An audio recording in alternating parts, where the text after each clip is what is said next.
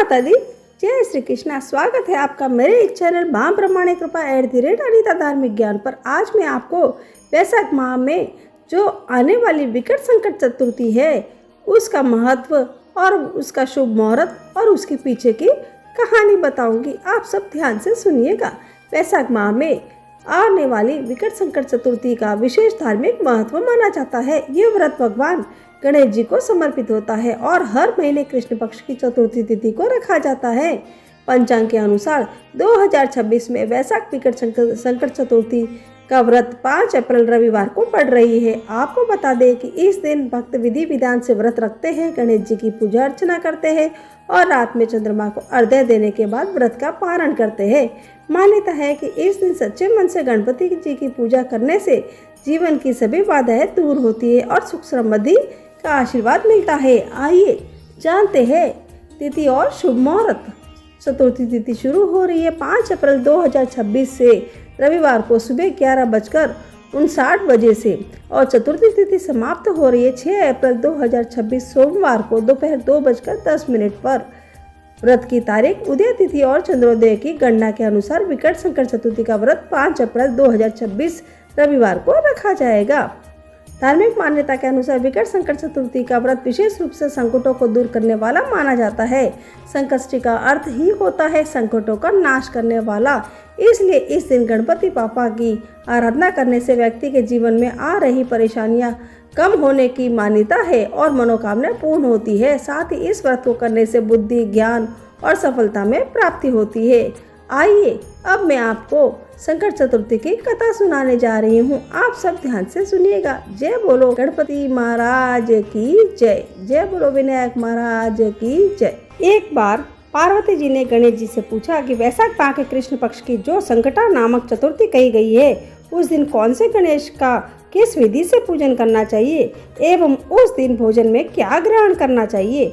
तब गणेश जी ने उत्तर दिया कि हे माता, वैशाख कृष्ण चतुर्थी के दिन वक्रतुंड नामक गणेश की पूजा व्रत करनी चाहिए तथा भोजन में कमलगट्टे का हलवा लेना चाहिए। हे जननी, द्वापर युग में राजा युधिष्ठिर ने इस प्रश्न को पूछा था और उसके उत्तर में भगवान श्री कृष्ण ने जो कहा मैं उसी इतिहास का वर्णन करता हूँ। आप श्रद्धा युक्त होकर सुने। भगवान श्री कृष्ण बोले कि हे राजन, इस कल्याणदात्री चतुर्थी का जिसने व्रत किया है और उसे जो फल प्राप्त हुआ है मैं उसे ही तुमसे कह रहा हूँ। प्राचीन काल में एक रति देव नामक प्रतापी राजा हुए थे। जिस प्रकार आग तृण समूहों को जला डालती है उसी प्रकार वे अपने शत्रुओं के विनाशक थे। उनकी मित्रता यम, कुबेर, इंद्रादिक देवों से थी। उन्हीं के राज्य में धर्मकेतु नामक एक श्रेष्ठ ब्राह्मण रहते थे। उनके 2 स्त्रियां थी, एक का नाम सुशीला और दूसरी का नाम चंचला था। सुशीला नित्य ही कोई न कोई व्रत किया करती थी, फलतः उसने अपने शरीर को दुर्बल बना डाला था। इसके विपरीत चंचला कभी भी कोई व्रत, उपवास आदि न करके भरपेट भोजन करती थी। इधर सुशीला को सुंदर लक्षणों वाली एक कन्या हुई और उधर चंचला को पुत्र रत्न की प्राप्ति हुई। यह देखकर चंचला बारंबार सुशीला को ताना देने लगी। अरे सुशीला, तूने इतना व्रत उपवास करके शरीर को जर्जर बना डाला, फिर भी एक कृषकाय कन्या को जन्म दिया। मुझे देख, मैं कभी व्रत आदि के चक्कर में न पड़कर हष्ट पुष्ट बनी हुई हूँ और वैसे ही बालक को भी जन्म दिया है। अपने सौत का व्यंग्य बाण सुशीला के हृदय में चुभने लगा। वह पतिव्रता विधिवत गणेश जी की उपासना करने लगी।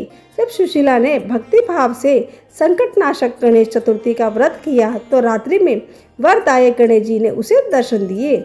श्री गणेश जी ने कहा कि हे सुशीले, तेरी आराधना से हम अत्यधिक संतुष्ट हैं। मैं तुम्हें वरदान दे रहा हूँ कि तेरी कन्या के मुख से निरंतर मोती और मूंगा प्रवाहित होते रहेंगे।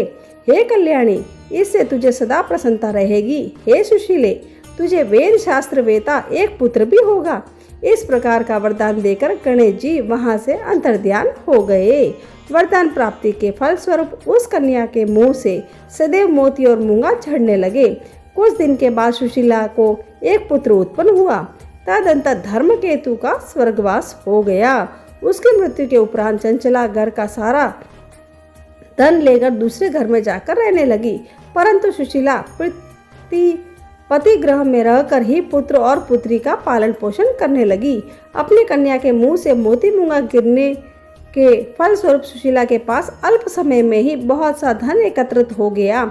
इस कारण चंचला उससे ईर्ष्या करने लगी। एक दिन हत्या करने के उद्देश्य से चंचला ने सुशीला की कन्या को कुएं में ढकेल दिया। उस कुएं में गणेश जी ने उसकी रक्षा की और वह बालिका सकुशल अपनी माता के पास लौट आई। उस बालिका के जीवित देखकर चंचला का मन उद्विग्न हो उठा। वह सोचने लगी कि जिसकी रक्षा ईश्वर करता है उसे कौन मार सकता है। इधर सुशीला अपनी पुत्री को पुनः प्राप्त कर प्रसन्न हो गई। पुत्री को छाती से लगाकर उसने कहा कि श्री गणेश जी ने तुझे पुनः जीवन दिया है। अनाथों के नाथ गणेश जी ही है। चंचला आकर उसके पैरों में नतमस्तक हुई। उसे देखकर सुशीला के आश्चर्य का ठिकाना न रहा। चंचला हाथ जोड़कर कहने लगी कि हे बहन सुशीले, मैं बहुत ही पापिन और दुष्टा हूँ। आप मेरे अपराध को क्षमा कीजिए। आप दयावती है। आपने दोनों कुलों का उद्धार कर दिया है। जिसका रक्षक देवता होता है उसका मानव क्या बिगाड़ सकता है। जो लोग संतों एवं सत्पुरुषों का दोष देखते हैं वे अपनी करनी से स्वयं नाश को प्राप्त होते हैं। इसके बाद चंचला ने भी उस कष्ट निवारक पुण्यदायक संकट नाशक गणेश जी के व्रत को किया। श्री गणेश जी के अनुग्रह से परस्पर उन दोनों में प्रेम भाव स्थापित हो गया। जिस पर गणेश जी की कृपा होती है उसके शत्रु भी मित्र बन जाते हैं। सुशीला के द्वार संकट नाशक गणेश चतुर्थी व्रत किए जाने के कारण ही उसकी सोच चंचला का हृदय परिवर्तन हो गया। श्री गणेश जी कहते हैं कि हे देवी, पूर्व काल का पूरा वृत्तांत आपको सुना दिया है। इस लोक में इससे श्रेष्ठ विघ्न विनाशक कोई दूसरा व्रत नहीं है। भगवान श्री कृष्ण जी कहते हैं कि हे धर्मराज, आप भी विधि पूर्वक गणेश जी का व्रत कीजिए। इसके करने से आपके शत्रुओं का नाश होगा तथा अष्ट सिद्धियां और नवनिधियां आपके सामने करबद्ध होकर खड़ी रहेगी। हे धर्मपरायण युधिष्ठिर, आप अपने भाइयों, धर्म पत्नी और माता के सहित इस व्रत को कीजिए। इससे थोड़े ही समय में ही आप अपने राज्य को प्राप्त कर लेंगे। इस प्रकार मेरी गणेश संकट चतुर्थी की कहानी पूरी हुई। मेरी ये कहानी आपको कैसी लगी कमेंट में जरूर बताइए। जय श्री कृष्णा, जय माता दी, जय बोलो गजानन भगवान की जय, जय बोलो विघ्न विनाशक भगवान की जय। अब मैं आपको वैशाख चौथ की कहानी सुनाने जा रही हूँ। आप सब ध्यान से सुनिएगा। चौथ माता की पूजा में हल्दी, कुमकुम, मेहंदी, लच्छा, गुड़, घी का दीपक, 5 पिंडलियाँ और 1 लड्डू गणेश जी का प्रसाद, चौथ माता का कुसुम्बल पुष्प आदि पूजा में लेते हैं। पाटा डालकर विनायक जी और चौथ माता मानकर पूजा करते हैं और कहानी कहते हैं। रात को चंद्रमा देखकर अर्घ देते हैं। अर्घ देते समय हमें ये बोलना चाहिए, किसी भी चौथ के व्रतवास में चंद्रमा को अर्घ देते समय जरूर बोलना चाहिए। चंदा हेलो उगियो, हरिया पास कटाए, साजन उबा बार ने आखा पाती लाए, सोना किसी साख ली, गले मोतियों हार, वैशाख चौथ का चाँद ने अर्घ देवता जीवो वीर भरतार। अब मैं आपको वैशाख चौथ की कहानी सुनाती हूँ। एक गांव में सेठ सेठानी रहते थे। उनको एक बेटा और उसकी बहू थी। बहू बर्तन मांजकर पानी डालने नीचे जाती तो अड़ोस पड़ोस की औरतें उससे पूछती, आज खाने में क्या खाया है? तो वह कहती, बासी कूसी तरबासी। यानी एक दिन जब वह बर्तन मांजकर पानी फेंकने गई तो रोजाना की तरह औरतों ने पूछा कि आज तूने क्या खाया है? तो फिर भी उसने वही जवाब दिया, बासी कूसी तरबासी। उस दिन सेठ के बेटे ने नीचे उतरते हुए उसकी यह बात सुन ली और मन में सोचने लगा, अभी तो ये वह ताज़ा भोजन करके आई है, फिर भी इसने दूसरों को बासी कूसी क्यों बताया? दूसरे दिन उसने माँ से कहकर और खांड का भोजन बनवाया। माँ, बेटा, बहू तीनों ने बड़ी प्रसन्नता से भोजन किया। बहू बर्तन मांजकर पानी को नीचे डालने के लिए गई तो पीछे पीछे उसका आदमी भी गया। आज भी हमेशा की तरह औरतों ने पूछा, आज क्या खाया? तो उसने वही जवाब दिया, बासी कूसी तरबासी। उसके आदमी को बहुत गुस्सा आया, आज तो मेरे सामने खीर खांड का भोजन खाया है, फिर भी वह ये बासी कूसी बता रही है, इससे क्या रहस्य है? इस बात को समझने के लिए वह एक रात का इंतजार करने लगा। जब रात हुई तो बहू कमरे में आई तो उसके आदमी ने पूछा कि आज तूने खांड का भोजन किया है, खीर खांड का भोजन किया है, फिर भी पड़ोसी औरतों को बासी कुसी क्यों बताया? तब बहू मुस्कुराकर बोली, आपके दादा परदादाओं की कमाई है तो वह बासी कुसी हुई या नहीं? यह सुनकर उसके परदेश जाने की सोच ली तथा सुबह उठकर माँ से बोला कि माँ मैं कमाने के लिए परदेश जाऊंगा। माँ ने कहा, अपने पास बहुत धन है बेटा, तो परदेश जाने की क्यों सोचता है और क्यों आवश्यकता है? लेकिन बेटे की जिद करने पर माँ ने परदेश जाने की स्वीकृति दे दी। वह कमाने के लिए परदेश चला गया। वहाँ उसे एक सेठ के यहाँ नौकरी मिल गई। कुछ ही समय में वह सारा काम काज करने लगा और सेठ अपना सारा कारोबार उसे सौंपकर स्वयं तीर्थ यात्रा करने चला गया।